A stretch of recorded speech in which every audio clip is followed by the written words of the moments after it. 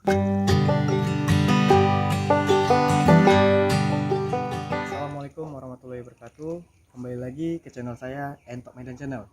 Halo kawan-kawan sahabat peternak entok seluruh Indonesia.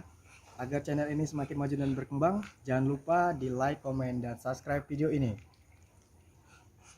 Oke teman-teman sekalian, kali ini channel Entok Medan akan membawakan judul tentang modal 1 juta rupiah dalam jangka waktu 2 bulan hasilkan 100 ekor anakan entok.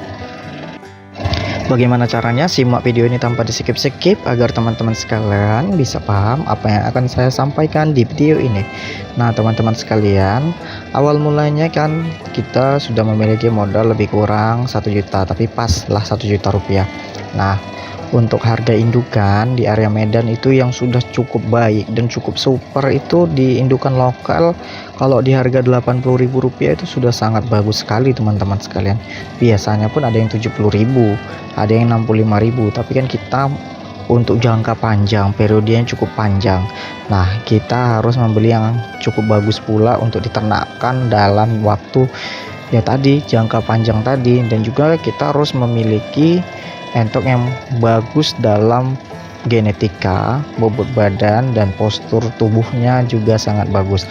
Nah tak kalah penting untuk teman-teman sekalian yang ingin beternak entok, khususnya breeding, alangkah baiknya itu beternak entok indukan yang sudah pernah bertelur minimal 1 atau 2 kali, jangan lebih dari 1-2 kali, karena kan kita beternaknya akan dengan waktu yang lama. Jadi minimal 1 kali bertelur sudah pernah membawa anakan entok 1 kali. Nah jadi kita membeli itu 10 ekor indukan Rp80.000, dikali 10 ekor kita sudah menghabiskan lebih kurang modal 1 juta itu Rp800.000 kawan sekalian. Nah saran saya dalam proses pembelian indukan itu berbeda-beda tempat. Contohnya 2 ekor di satu tempat, 2 ekor lagi di satu tempat, sampai dengan memenuhi persyaratan kita 10 ekor indukan. Kenapa demikian? Karena saya beternak entok itu bertujuan untuk menghindari perkawinan satu darah. Jadi lebih baik kita mengambil di berbeda-beda tempat. Itu lebih bagus lagi kalau satu ekor kita beli, tapi kan 1 ekor itu pastilah kita memilih indukan yang benar-benar bagus dan juga sangat layak untuk kita ternakkan teman-teman sekalian. Nah setelah sudah mengumpulkan lebih kurang 10 ekor indukan, lalu kita mencari pejantan yang benar-benar bagus dan layak untuk diambil genetikanya. Nah biasanya standar harganya itu basor itu Rp150.000 yang standar teman-teman sekalian, standar. Jadi dalam arti ya bobotnya pas-pasan dan juga postur badannya biasa-biasa saja. Nah karena kita tadi modalnya 1 juta, berarti kita mencari harga basor yang benar-benar bagus di harga 180 sampai dengan Rp200.000. Nah kita paskan saja Rp200.000, kita mencari basor pejantan yang benar-benar postur badannya itu 3 kg lebih. Nah 3,3, 3,5 itu sudah sangat layak untuk kita ambil genetikanya. Dan juga basor tadi usianya minimal di 11 bulan sampai dengan 1 tahun, maksimal 1,5 tahun atau 1,5 tahun. Itu sudah maksimal teman-teman sekalian, biar birahi kawinnya juga masih bagus untuk kita ternakkan kembali. Nah di sini kita memiliki tempo lebih kurang 2 bulan untuk menghasilkan 100 ekor anakan entok. Nah caranya pada saat indukan masuk, kita itu awal mulanya itu membeli indukan dahulu teman-teman sekalian sebelum basornya masuk.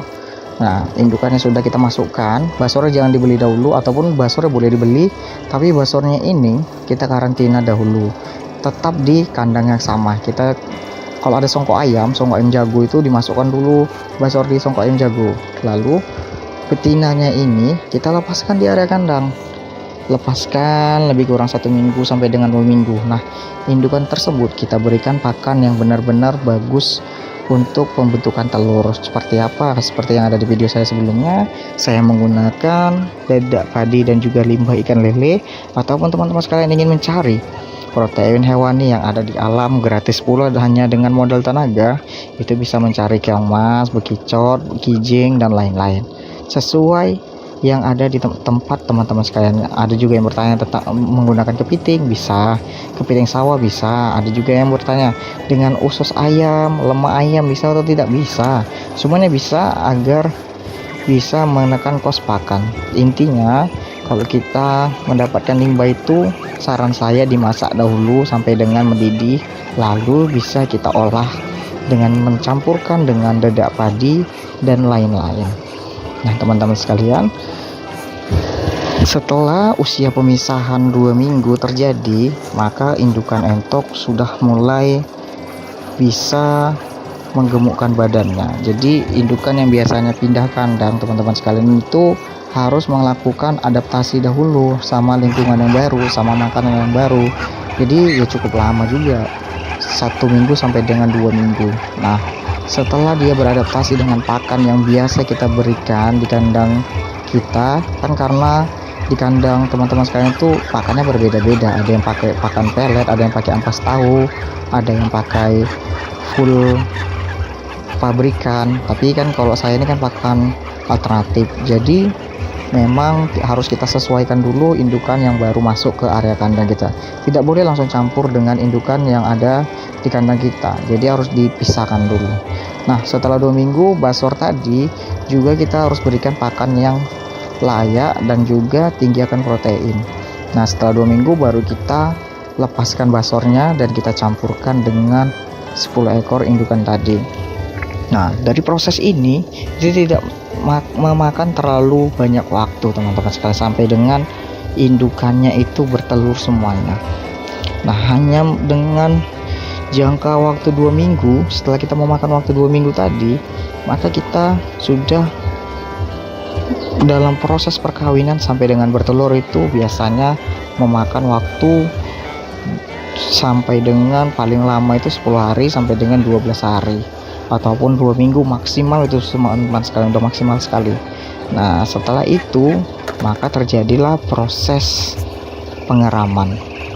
Nah jadi lupa saya sampaikan di awal tadi, sebelum indukan masuk kita harus sudah memiliki petarangan telur 10 tempat. Jadi 10 tempat agar indukannya tidak berebut pada saat proses bertelur. Kadang kan kalau tempat bertelurnya itu kurang, dalam satu kandang terjadilah pengeraman satu tempat petarangan 2 ekor indukan. Itu sangat-sangat mengganggu sekali karena proses pengeramannya tidak bisa maksimal, penetasannya juga bisa berkurang. Kan sayang kawan-kawan, indukan entok ini mengeram cukup lama dan juga pada saat menetaskan hasilnya nggak maksimal. Ini kayak mana, tidak menetas semuanya. Jadi kita harus memaksimalkan indukan tersebut sesuai dengan konsep yang akan kita jalani, sistem breeding dengan modal 1 juta hasilkan 100 ekor anakan entok. Jadi seperti itu. Nah kita sudah membuat tempat bertelurnya. Jadi indukan ini biasanya bertelur kalau di tempat saya itu paling sedikit 12, maksimal sampai dengan 18 butir lebih. Jadi kita buat saja di perindukan itu biasanya memang 15 butir teman-teman sekalian. Apalagi dengan pakan saya yang saya racik itu belum pernah gagal untuk membuat indukannya ini produktivitasnya semakin meningkat dalam proses bertelur maupun mengeram. Nah kita buat 15 butir perindukannya dan menetaskan dalam jangka waktu 35 hari. Dia menetaskan lebih kurang 15 butir anakan entok. Kita buat saja jika memang tidak menetas semuanya lah teman-teman sekalian. Kita buat saja perindukan 12 ekor anakan entok yang menetas. Itu sudah cukup bagus, apalagi teman-teman sekalian peternak entok pemula. Nah setelah 35 hari maka kita menghasilkan anakan entok itu 12 dikali 10 ekor indukan, kita sudah menghasilkan 120 ekor anakan entok. Jadi kan sudah lebih dari ekspektasi awal kita. Dalam jangka waktu 2 bulan kita menghasilkan 100 ekor, ini malah 120. Bagaimana jika indukan kita per indukan itu menetaskan 15 ekor anakan entok? Maka dalam jangka waktu 2 bulan kita sudah memiliki 150 ekor anakan entok. Jadi cukup menarik ya teman-teman sekalian sistem breeding ini. Nah, setelah itu jika kita ingin menjual, bisa saja kita jual, bisa saja kita pelihara. Jika ingin menutupi biaya kos pakan selama 2 bulan, itu bisa kita jual lebih kurang 70 ekor. Nah, 70 ekor bisa kita jual teman-teman sekalian. Jadi 70 ekor itu untuk pasaran Medan kita buat harga termurah saja di harga 10.000. Itu 10.000 dikali 70 ekor, kita sudah menghasilkan 700.000 untuk menutupi biaya kos pakan selama lebih kurang 2 bulan. Itu sudah lebih teman-teman sekalian, dikarenakan kita menggunakan pakan alternatif berupa limbah ikan lele. Nah, 50 ekornya kita bisa besarkan lagi, kita besarkan untuk menambah populasi, bisa kita besarkan untuk jadikan indukan, basornya kita jual, indukan kita banyakin, kita perbanyak indukannya. Tujuannya agar populasi indukan kita semakin lama itu semakin bertambah, semakin banyak, agar pada saat panen-panen berikutnya kita bisa menghasilkan sampai dengan 500 ekor sampai dengan 600 ekor anakan entok.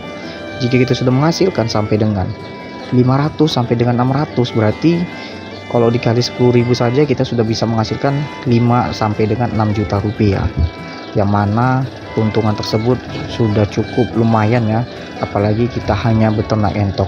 Jadi untuk teman-teman sekalian yang masih ragu dalam proses pembesaran entok ataupun breeding entok, jangan ragu lagi teman-teman sekalian, langsung mulai saja jika memang sudah dananya itu sudah cukup dan juga kandangnya sudah siap. Dan jangan lupa ya teman-teman sekalian, kalau memang sudah ingin beternak entok, maka kandangnya dahulu kita selesaikan, kita siapkan. Jangan entoknya sudah datang, kandangnya belum selesai. Jadi harus semuanya sudah siap. Oke, sekian dulu dari channel Entok Medan. Jangan lupa di like, komen, dan subscribe video ini. Assalamualaikum warahmatullahi wabarakatuh.